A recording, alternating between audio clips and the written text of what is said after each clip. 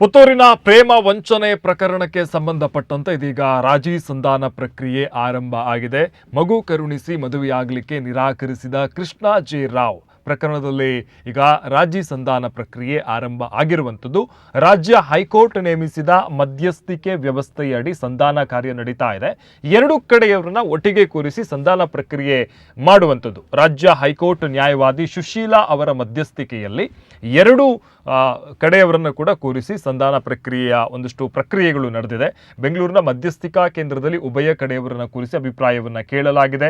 ಮಗುವಿನ ತಾಯಿ ಅಂದರೆ ಸಂತ್ರಸ್ತ ಯುವತಿ ಮತ್ತು ಆಕೆಯ ತಾಯಿ ಭಾಗಿಯಾಗಿದ್ದಾರೆ. ಇನ್ನು ಎದುರುದಾರರಾದಂತಹ ಜಗನ್ನಿವಾಸ ರಾವ್ ಮತ್ತು ಸಂಬಂಧಿಕರು ಕೂಡ ಭಾಗಿಯಾಗಿದ್ದಾರೆ. ಅವರು ಕೂಡ ಅವರ ಅಭಿಪ್ರಾಯವನ್ನು ಕೇಳಿದ್ದಾರೆ.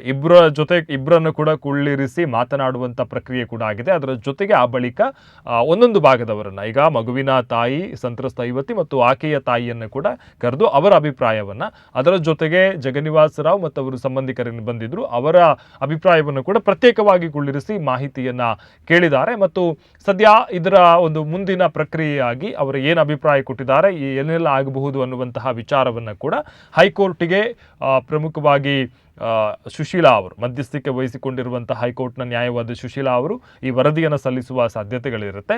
ಇನ್ನು ಪ್ರಮುಖವಾಗಿ ಈ ಒಂದು ಮಧ್ಯಸ್ಥಿಕಾ ಏನು ಪ್ರಮುಖವಾಗಿ ನಡೆದಂತಹ ಒಂದು ಸಭೆಯಲ್ಲಿ Krishna J Rao video conference ಮೂಲಕ ತನ್ನ ಅಭಿಪ್ರಾಯವನ್ನು ಹೇಳಿರುವಂಥದ್ದು. ನೇರವಾಗಿ ಆತ ಭಾಗಿಯಾಗಿಲ್ಲ, ವಿಡಿಯೋ ಕಾನ್ಫರೆನ್ಸ್ ಮೂಲಕ ತನ್ನ ಒಪಿನಿಯನ್ ಇದೆ ಅದನ್ನು ಆತ ಹೇಳಿರುವಂಥದ್ದು. ಸದ್ಯ ಇದನ್ನು ಪ್ರಮುಖವಾಗಿ ಮಧ್ಯಸ್ಥಿಕೆಯನ್ನು ವಹಿಸಿರುವಂತಹ ಮಧ್ಯಸ್ಥಿಕಾ ರಾಜ್ಯ ಹೈಕೋರ್ಟ್ ನ್ಯಾಯವಾದಿ ಸುಶೀಲಾ ಅವರು ಈ ವರದಿಯನ್ನು ಸಂಗ್ರಹಿಸಿ ಹೈಕೋರ್ಟ್ಗೆ ನೀಡ್ತಾರೆ. ಅದು ಯಾವ ರೀತಿ ಮುಂದೆ ಕ್ರಮ ಕೈಗೊಳ್ತಾರೆ ಅಥವಾ ಇದು ಸಂಧಾನದಲ್ಲಿ ಸರಿಯಾಗುತ್ತಾ, ಯಾವ ರೀತಿಯ ಸಂಧಾನವನ್ನು ಮಾಡಿಕೊಳ್ತಾರೆ ಅನ್ನುವಂಥದ್ದು ಕಾದು ನೋಡಬೇಕಾಗಿದೆ.